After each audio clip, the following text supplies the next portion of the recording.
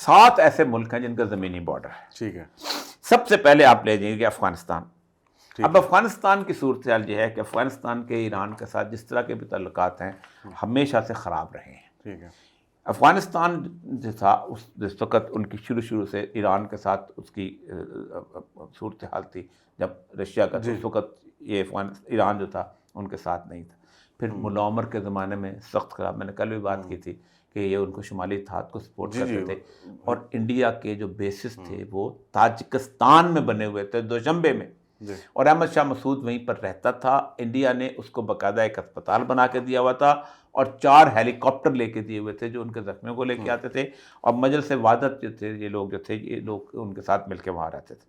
اب پہلا بارڈر جو ہے اس کا ہے افغانستان کے ساتھ. یہ افغانستان کا بارڈر جو ہے یہ 921 کلومیٹر کا ہے. یہ ریگستان ہے سارے کا سارا، ہیلمند کا علاقہ ہے، اور ہیلمند میں بہت خوبصورت کنٹرول ہے اس کا افغانستان میں، اس کا طالبان کا. پہلے یہ شروع کے پروونسز ہے جو انہوں نے امریکہ سے لے لیے تھے.